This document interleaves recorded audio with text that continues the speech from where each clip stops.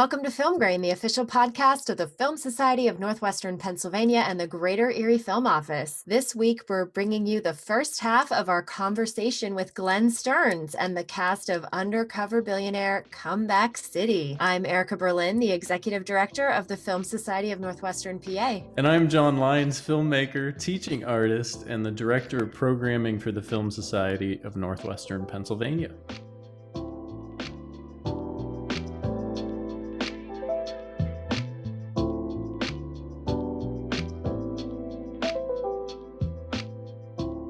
Let's start with Glenn. Tell us who you are, Glenn Stearns. Hi. Well, I am Glenn Stearns. I was the original, the OG of Undercover Billionaire, and came back. We did a little reunion show and decided to stick around and go back to Erie and look at some of the other businesses that were out there and what's going on. And so we came up with this whole other concept, and here we are today. All right, Gisele, how about you? I am Gisele Littrell. I am the owner of the Tipsy Bean Cafe, along with some other ventures.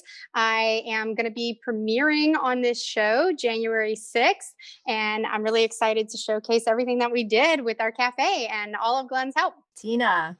Hi, I'm Tina Ferraro. I'm a co-owner of Dominick's with my husband, Tony. He's not able to be here today to join us, but so we're not sure when we're going to air, but we had quite the experience with Glenn and the team, and it's been information and education that we'll take with us for years to come. Hey, John, what about you? I'm John Meighan, and I am the president and owner of Lake Erie Rubber and Manufacturing, and also One Leg Up Pet Products. And we also had quite an experience with Glenn. It changed the course of our business and a lot for the better. And we're excited about 2021 and what that's going to bring for us.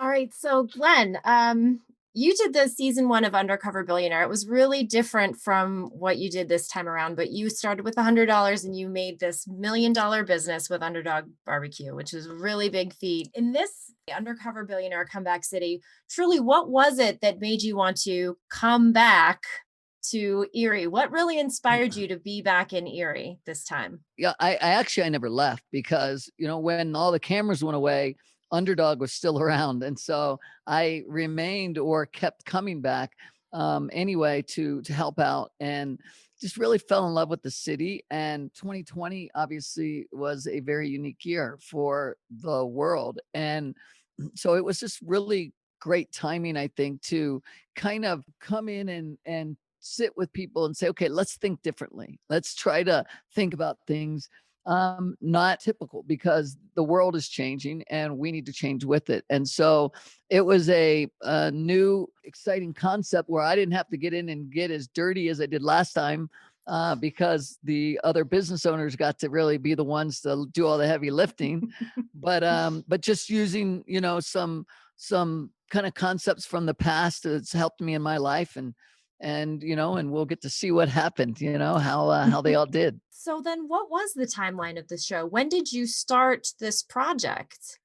Well, we started it in the summer, and, about the time we started it, there was something that had come out about the fact that a majority of most small businesses only had 27 days of cash flow left, right? I mean, it got down to be a pretty bad scenario. It still is, right? And the idea was, okay, why don't we take each business and let's go at it 27 days. Can we make a difference? Because the time is ticking down to where essentially, any one of the businesses could run out, right? So what happens? Really, it's a roadmap for any business in the country, really. That's, when you take a look at it, Erie is a microcosm of what's going on everywhere. So I hope, and I think, there were some amazing accomplishments by each one of these businesses and a lot of struggles and a lot of things that happened. So I hope it gives everybody white eyes so that they can go, man, maybe I should be doing things a little differently at my business. Did you guys have like a casting call, essentially, an interview process?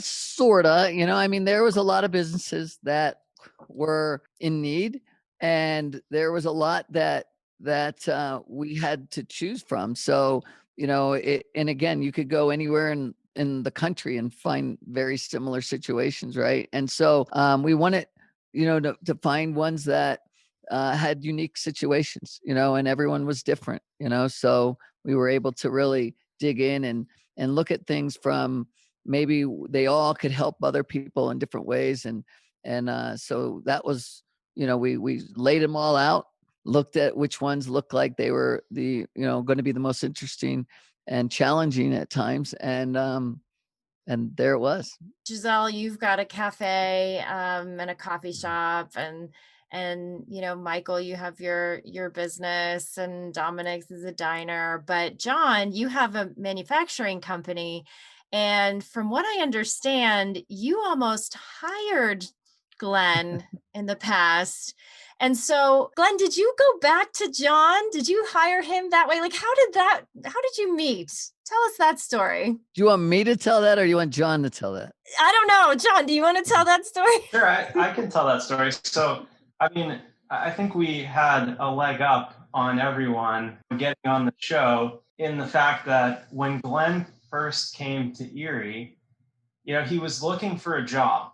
And mind you, at the time, remember that I had no idea who Glenn was. He was Glenn Bryant.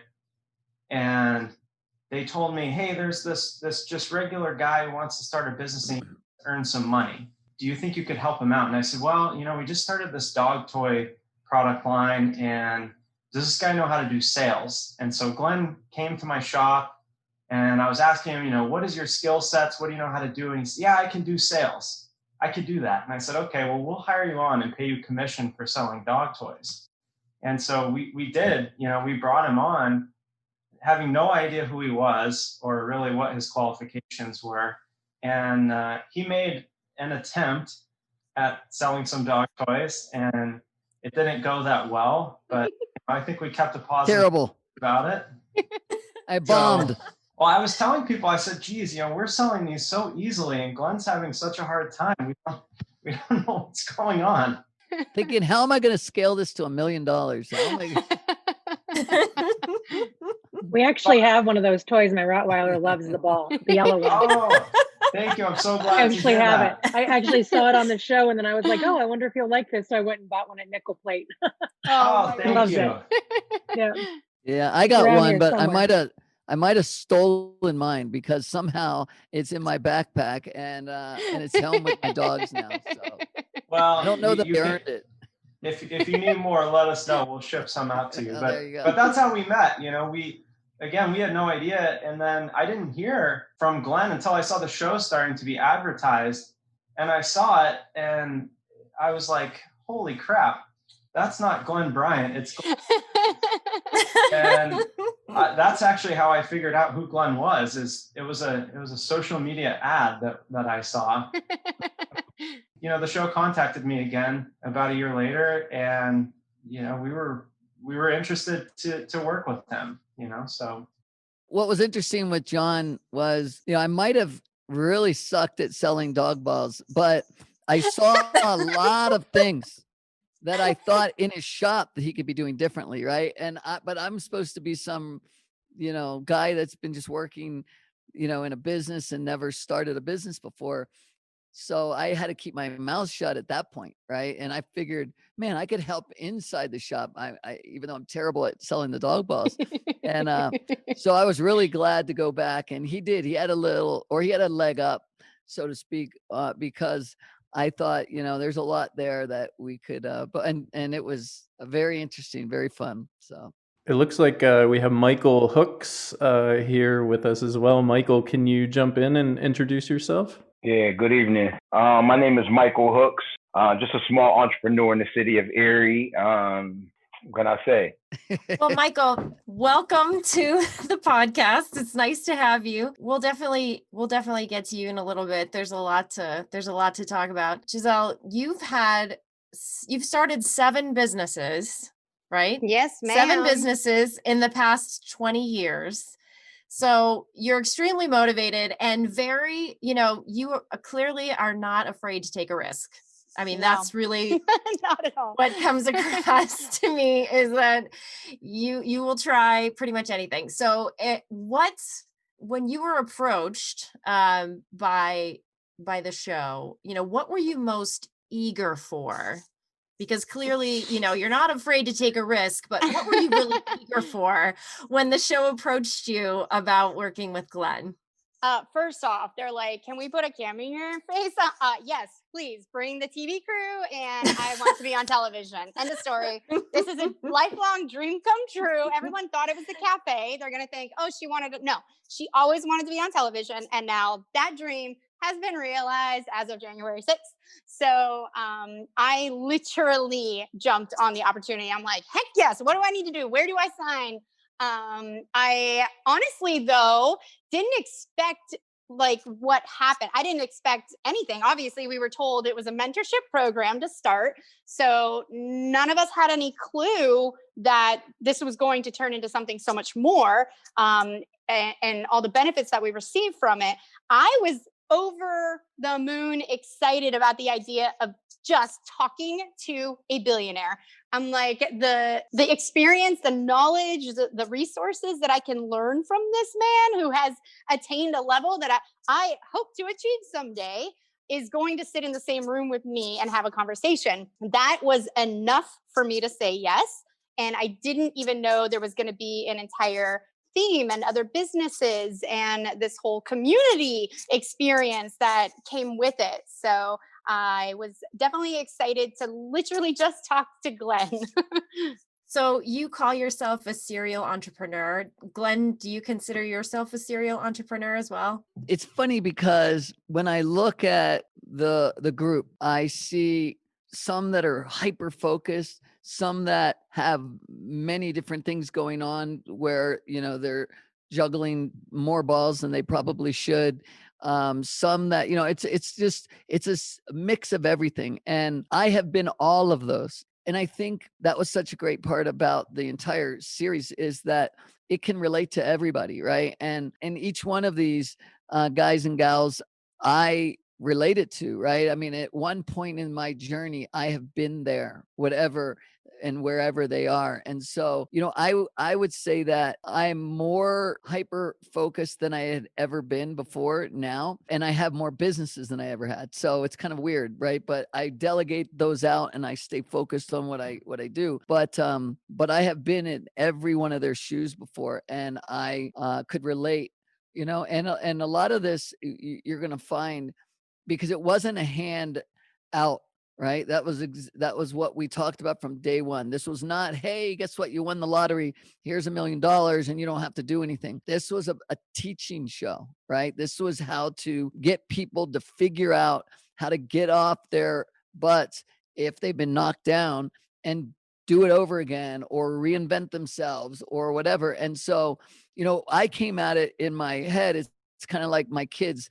Sometimes they're in so much pain and I'm like, well, they're going to really, they're going to grow from this. And so I let them stay in pain a little while longer, right? Then rescue them. And so there was a lot of that going on and you feel bad, right? But it's just, and it's necessary. And it's also a wonderful place to have other people learn from, so it was a long-winded way of saying I'm scattered too sometimes. His answer is yes. Yes. So Gisele, how has your business changed? The last time my husband and I went there, well, the weather was nice, so it was getting cooler. We walked over and went in the side door and we were like, what's that back there? There's a little garden. There's a little outdoor area. And we went and sat in the back on this lovely little outside area. And we thought, this is great. We went and sat in the sun and drank our coffee. And then we went inside and you're like, yeah, there's a little fire pit back there now. We're like, great. When did this happen?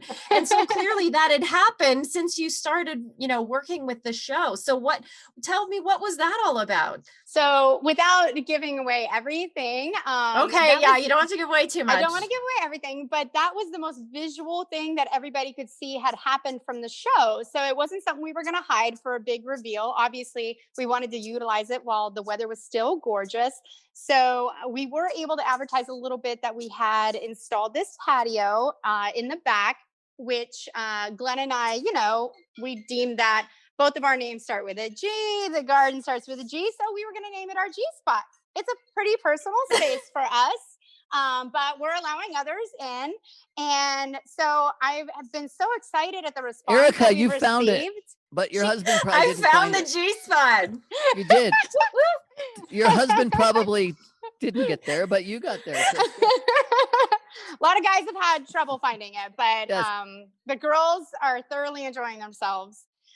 We have had so many more pets show up. A lot more children have come. That's great. Because they are able to enjoy the Yeah. outdoors. And I would say, out of anything from the show, I really loved the ideas that Glenn came at me with. I mean, he even questions me at one point why I'm so eager to change so much about my business. But I mean, I'm talking to a man who is so successful that why would I not want to do anything he suggests?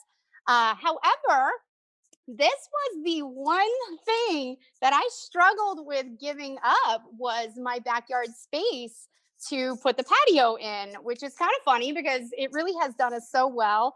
But for me, I also live here above my cafe. So that was my own private, personal little oasis in the back that just me and my dogs would enjoy. And so when he suggested opening that up, I was like, I don't know about that. But we moved forward with it. And obviously, it was one of the single-handed best things that could have ever happened to the cafe. What a decision to make. I get it, giving up your personal space, but it certainly made a difference. Yes. And everyone has had the same experience as you, just thoroughly enjoyed it. And really, our social media kind of blew up from it. So it's been nothing but an extreme benefit for us. And there you go. You took a risk and it paid off. So there's the girl who's willing to take that risk. Wow. I spoke to Tina. I hadn't been to Dominick's diner since I was in college, or right after college, which was like 20 years ago. It had been that long. And so I went to the Facebook page. I was like checking out what's new with Dominick's. I saw the Christmas Eve special. You know, my husband and I had just been talking about what are we going to eat on Christmas Eve, because we weren't going out. We weren't doing a family thing. And every Christmas Eve takeout was, you know, for a family of 6. And it was like a 4-course meal. And we're like, we don't need that. We don't, you know, it's just the 2 of us. And Dominick's was like the only, you know, you could get food for 2 people. And we ended up getting rigatoni and meatballs because they're like, well, it's famous meatballs. So anyway, I found that because I contacted you about the podcast and it was great. I also reflected on what I knew about Dominick's, because everybody knows about Dominick's in Erie. It's just everyone knows about Dominick's. And yet the other thing I know about Dominick's, which is just in the local ether right now, is that Dominick's is struggling. And I know that now after communicating with you, Tina. The fact that you've been working with Glenn is amazing. So what has it been like working with Glenn over the past few months and during this show? And believe me, I'm not asking you to give away too many episode secrets here. Any local listener is going to identify right now with the story of Dominick's, just because it's such an Erie institution. And Glenn, from your perspective too, knowing that it's such an Erie institution, how did you feel connecting with a local business like this? That knowing that it was a local institution and knowing that they had a lot of pressure, because it's not just pressure to have a business and run a business. There's pressure from the outside. This thing has been an institution, right? It's been around forever. And so, you know, trying to come at that from a couple different ways. And then the fact they just love this place. They didn't have, you know, a lot of management experience from before and coming into it. And then you get shut down, right? And then you get shut down again. So, you know, there's been a lot of, you know, I would say out of all the businesses, you know, they have a fight on their hands, you know, same with Underdog, because they just aren't getting a fair break. You know, you can't go in and you can't, you know, sit down and eat anymore again, you know? So it's a bad way.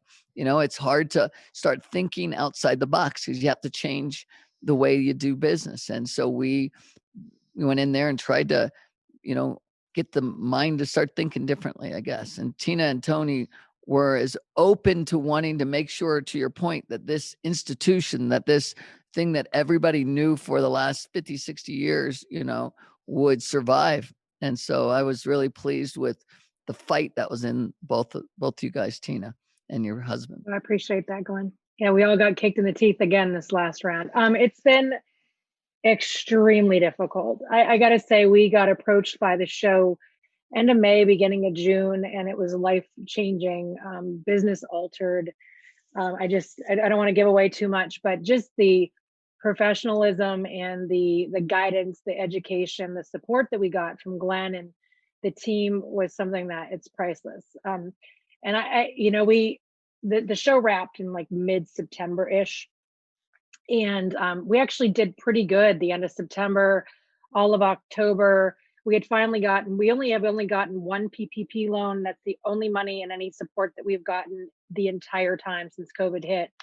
And we were struggling before that. So that happened in mid-August. And we did actually pretty well in September and October. And then when this second wave of COVID hit, the city's so strong, we noticed that the evening business has struggled no matter what since COVID hit. And it got worse and worse and worse. And we kept looking at other options. And I kept saying to Tony, we got to remember what Glenn said, or he would remind me, about using, the space that we have and using our knowledge and modifying based on what we know. And so we were contemplating, and we still are closing at 3 p.m., until COVID's over, because we're losing money by being open after that. There's nothing going on downtown. Places aren't open. Anyway, so there's those decisions. But then this November, we just got kicked hard and it was bad. And then the shutdown happened right before Christmas. We're, just insanely worried about our staff who have children, and, just trying to figure out a way to help them so that because they're losing money left and right. How they've stuck with us this entire time, I don't know. We're struggling now to pay payroll again, just because we got shut down. So that's where hopefully you enjoyed your Christmas special. But that's where that came from, thinking outside of the box. What do we have? What can we work with? People love our soups. So let's do a soup afternoon, soup and evening, where it's just Tony. I can help them get started. I'm still working my full-time job. No overhead outside of a little bit of electricity and our product we already had made. So we tried doing soup specials. It didn't go over as well as I would have liked it to, because there's just no business downtown. But, it was enough those 2 weeks to pay part of the electric bill. That's how we're looking at it. So the show has really helped us understand the business better, not just Dominick's, but just how to run a restaurant and like your overhead and the responsibilities associated with it. I was familiar with grants, but not familiar with, because of my other job, but not familiar with grants for something like this. So that's definitely helped. This has been a process. We're just thinking outside of the box. We're terrified if we don't open January 4th when the shutdown's over. We're terrified. We're not even hitting 10% of our 50% sales right now. And that's with me busting it out on Facebook as much as I can, telling people, trying to think outside of the box. So we're an institution. We've been around for 64 plus years. We're going to just keep holding our head up high. We've been getting kicked down, but we keep standing back up. So we'll see what the future holds, but we're not giving up. So a couple things on that real quick, because, this is just a little advice, but the new PPP loan was just approved again. And so if you've lost and you guys will qualify for it, because 25% of 2019's revenue, then you can qualify again. So, apply quickly, right? Sure. Because again, I can't think of, a better group that needs it than the restaurant industry, right? I mean, it's just been unfair to that group. And there's a few others out there, but especially restaurants. So you guys, it's right there for you. So I'd get it as fast as I could.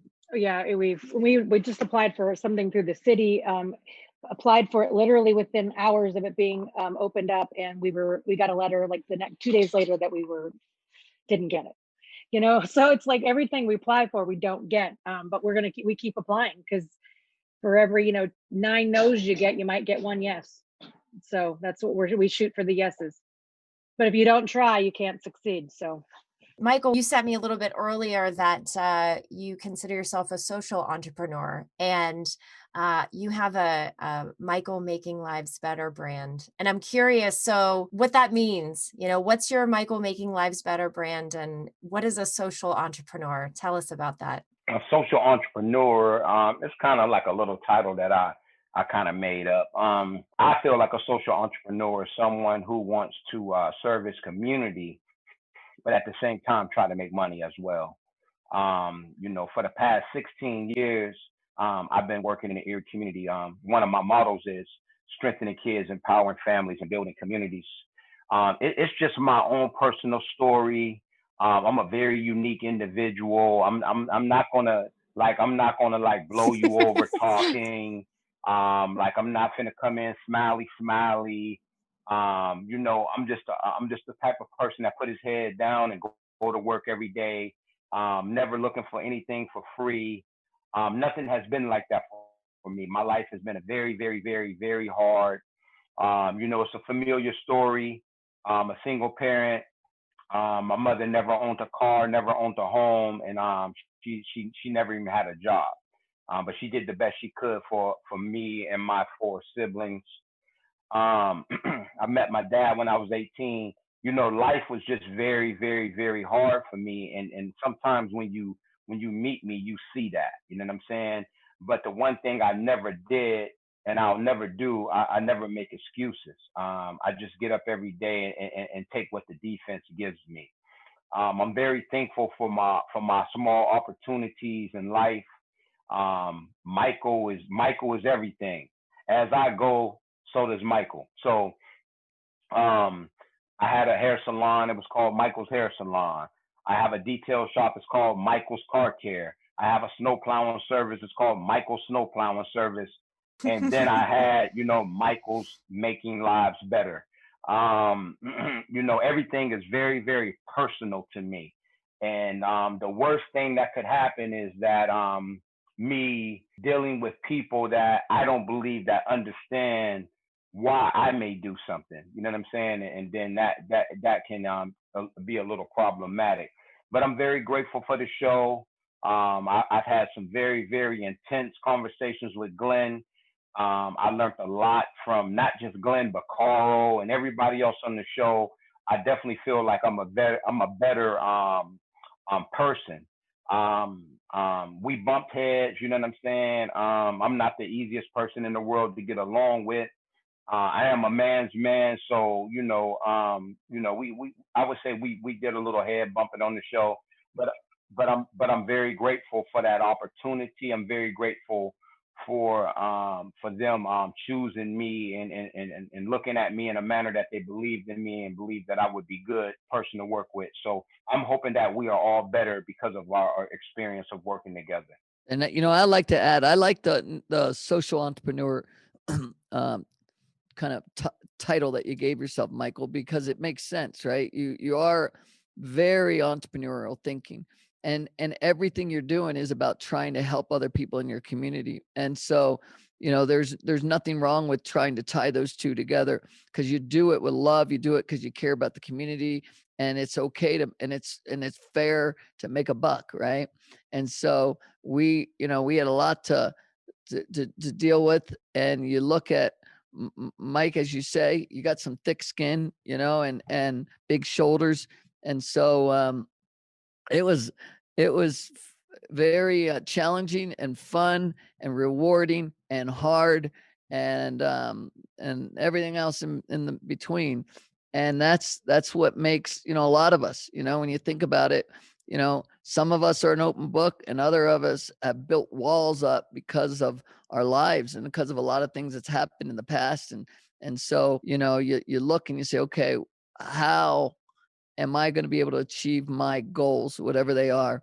And do I need to open up a little more? Do I need to be weary of people that maybe aren't, the basement people versus the balcony people? There's all kinds of things. So we had a wonderful time. And in your words, Mike, they weren't all easy. Very difficult, wonderful time. Because life isn't a perfect, straight line going up, right? And so again, I think there's so much that people are going to learn, and there's a lot of people that can relate to every one of these guys and gals, but there's a lot of people that relate to you, Michael.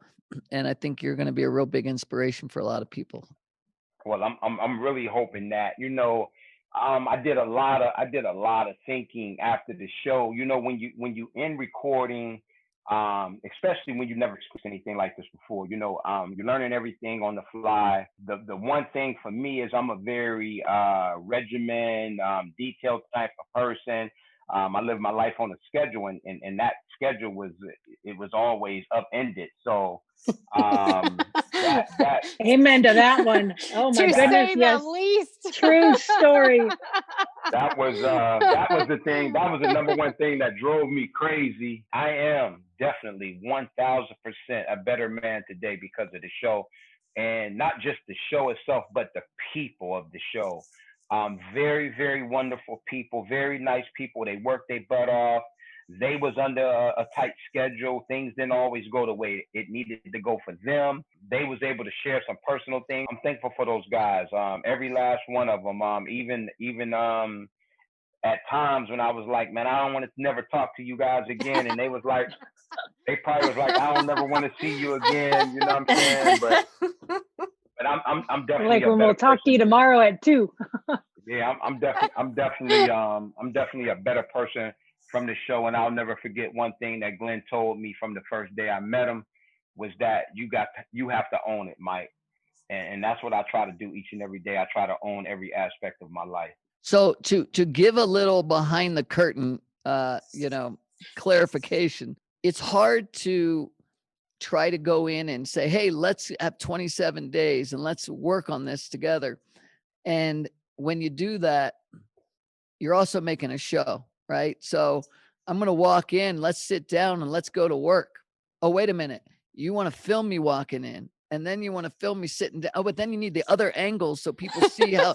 So it's very difficult to you don't just go from A to B to C to D. You go A to Z to Q to R to B to C, right? And so because you have to show the people at home, the process, right? But what happened was real.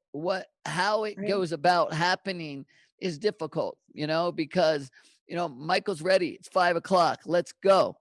Oh, well, we didn't leave, the Tipsy Bean, or we didn't leave Dominick's, until 4:50, and they got to go set up, and it takes 45 minutes. So it doesn't quite work the way everyone hopes it works. The guys behind the scenes are doing their best. And to bring it around relevant, a lot of that is due to COVID. I mean, that's why you came to our town. That's why we're all struggling going through these issues. I will second what Michael said. The crew was amazing. And for all of the rigmarole that they had to go through to follow protocols, having a medic on staff at all times. And this is multiple crews.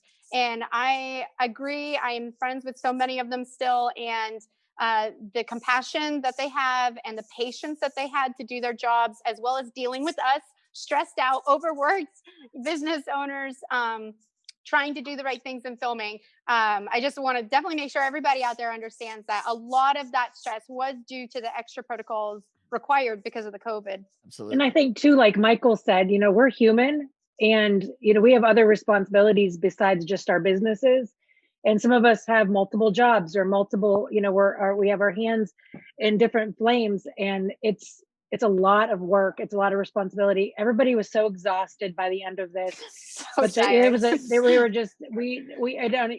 don't even know like how we even function. So I think I slept standing up a couple times.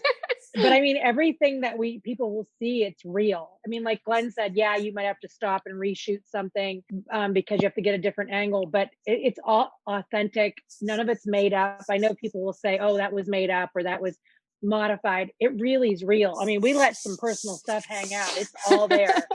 And you can't do anything like this if you're not going to be real about it. And you didn't always agree, or things weren't always smooth, but it's real. We're humans. And Michael, you do fantastic work. My husband had his truck detailed with you, even before the show. So it was even before the show. Yeah, I know. It was definitely before the show. I'm going to be honest with you.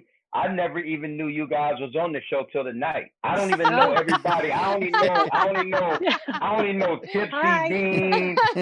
I went to Gisele's place a few times. I bought Yeah, some. we I got to bought meet some. one. Yeah, I bought some spirits up there a few times, and I didn't get the coffee. I got the spirits, and I did detail the truck for Dominick's one time, and I'm gonna make sure I get some of my friends and stuff to come down and patronize Dominick's and make sure we spend some money with you, man, and make sure you get, we got to do our part as a community to support each other. Yes. Me personally, appreciate that. I'm in a different lane as far as when it comes to business. I've never had anything, honestly. You know what I'm saying? So if you never had nothing, and I'm very appreciative of everything that I do have, don't get me wrong. But what I'm saying is, like, I'm never had $100,000 in the bank, or, so I'm used to, struggling. Like, I'm just used to just paying enough, getting by, paying my bills. And so the COVID really didn't affect me. Like, what's going on with me has been going on my whole life. You know what I'm saying? I'm just being honest. Like, like my customers, because I'm so personal with my customers. I built my business one customer at a time. When it comes to the car cleaning, like, it's not a job everybody likes doing. So my customers appreciate me. So I go to their house, I'll get their car, I go to their business, I'll clean their car, take it back. Like, the COVID really didn't affect my business. I mean, I've gotten more rest during the COVID, you know what I'm saying? So as far as being late paying a bill and all that, I've been doing that my whole life. So, that don't even bother me. If they call my phone, somebody, yeah, Mr. Hooks, you late. Hey, I've been late. You know what I'm saying? So, All right. Well, it looks like Brian has joined us. Introduce yourself, give us a little background on your business, and tell us about how you've been working with Glenn over the past few months. Okay, my name is Brian Arrington. I own and operate TKO Erie. It's a karate school. The karate school was created years ago so I could work with inner city youth. It has grown over the years. And then I got a call from obviously the producers of the show and said if I was interested in being on TV. Honestly, I was a little skeptical through a couple, like I talked to them a few times and then I agreed to be on. I'm glad I accepted to be on. It worked out a little better than I thought. I said, I like working with Glenn. He's really down to earth and I can understand where he's coming from and stuff like that. He had a lot of good ideas about how to improve the business and how to do different things, but it's been a pleasure. I'm not sure exactly how much more you want. I could sit here and talk about karate for like 3 hours. So, well, one of the things that I noticed, well, first of all, I mean, you have a really interesting background, right? You have a military background and you're a state trooper and you have your karate school. But one of the things I noticed when I was reading your website, which I think your website is relatively new, correct? It's been revamped. But it's been up revamped. for a while, right? Okay. I can tell you I don't want to give away too much. There's some things we did to it after the show, but the message that's on there, the vision and mission statement was there prior to Glenn. Right? Well, actually, that is exactly what my question was about, because after I looked at your website, because you sent me the link to your website, so I thought, oh, maybe this was part of what your revamping was. Maybe that was part of your work that you did with Glenn. So I was a bit right there. But one of your main messages was that you're emphasizing, self-motivation and self-esteem. And I thought that was a really powerful message. So is that part of marketing and messaging, part of what you worked on with Glenn, or has that always been your philosophy in working with youth or working with your customers or those who have been part of your karate school? I would love to take credit for that, but that's a martial arts standard. You know what I mean? So, I mean, you start taking martial arts in order to build, confidence and self-esteem and things like that. I believe that every kid deserves to be good at something. And karate is like a foundation of what you want to start with, where you want to give them short-term goals and let them reach those goals. And it's almost like I said, you're building that foundation so that they understand hard work pays off. So if you work really hard, you get that next belt. And the harder you work, the more you achieve. And that's the foundation of martial arts. So I can't take credit for it. That's been around since, years and years. So, what I'll tell you is interesting. When I think about each one of the businesses, literally Gisele's backyard, right? It was an open canvas and it was not being utilized. You could say the same thing about every single business, Brian's especially, and John's, and Michael's, which is when you look at their business, what isn't being utilized and how can you adjust and move? And again, I don't want to give anything away, but every single business has places that, you know, you could shift and pivot and change and do things and still keep the core of what you're doing the same. And so we just went and highlighted those areas. And, you know, and a lot of it again was difficult. Brian was, you know, I by watched it. nature, a very skeptical person. That's what state troopers are supposed to be, right? Am I the only one that watched it? You know, Tony only I watched met like 3 Brian, I think the episodes. day I I met you was watched the day you all said of you it. didn't want to do the show, Watched right? all of it, Yes. beginning to end. So, you know, he wasn't in it. You know, he and Gisele were probably 180 degrees different. Gisele, it's television, yes. Yes. Brian, television, no. You know, I'm doing it. He wanted to do it for the kids. And so you look at him and Michael have a lot in common about really almost being social entrepreneurs, both of them, to coin Michael's phrase, but because they're making a business work to help other people, right? And actually, probably everybody in here is doing that, right? But I mean, when it came down to you know, these kids that could use something to do, that need something in a city, both I think you guys both have hit it on the head, and that's where your business kind of thrives from. And so it wasn't, you know, so much, hey, let's get on television to get some exposure with Brian. I think in the end, we got a great outcome out of it because of being able to work together. And I think that the spotlight that comes on TKO and Brian is well deserved. I want to jump in and say, Glenn, you know, you mentioned that the series is a teaching series, which I really appreciate. I don't watch a lot of reality TV, but that was definitely something that I came away with from the first season, that this was a different kind of show, a different kind of series. I was actually learning something and inspired by. So kind of building onto that, I have a question for Glenn. You know, coming back for season 2, maybe what were some things that you definitely wanted to do this time around that maybe you didn't get a chance to the first time, to build onto that? And then for everyone in the cast, all the entrepreneurs, did you watch the first season? I'm curious, and because I know we kind of got on to you know, film and TV production is all consuming. That's something we know very well on this podcast, being filmmakers, but it sounds like you all kind of learned along the way how all consuming it is. So just kind of building on all of that, you know, did you watch the series initially? And what were your impressions? And maybe build a little bit on surprises. There's a lot in that question. Yes, There's I know. a lot I in got that a question question for everybody. So again, if you'd like, I'll start with your first question and then move on to the second, but I'll give you a little answer to the second right now. Like my kids, even my own kids, all of them didn't watch the show. So I don't think all these guys here did either, but I'll let them talk about that. But when it came to doing the first series, what was interesting is I didn't realize what I was getting myself into, right? I mean, I'm not a television person. I happened to have done a show 15 years ago by accident again, and I had won that show. And so for 15 years, people were calling me, producers and different companies, saying, "Hey, do you want to do another show?" You know, and we got a great idea, right? You live in this big house and you've got all this help. How about if we took away all your help, you know, and we could, and I go, what? This is going to be either real boring because or I'm going to look like an idiot for not being able to wash my own clothes, right? So there's a lot of different show ideas out there. And I would just say, no, you know, and then, but I would always come back with, I tell you what I would do. You know, you could put me anywhere in this country. I think it's an amazing opportunity that we live in the United States, and I could start over again with nothing. And I bet you I could rebuild. And so I said that 50 times to these different, you know, groups.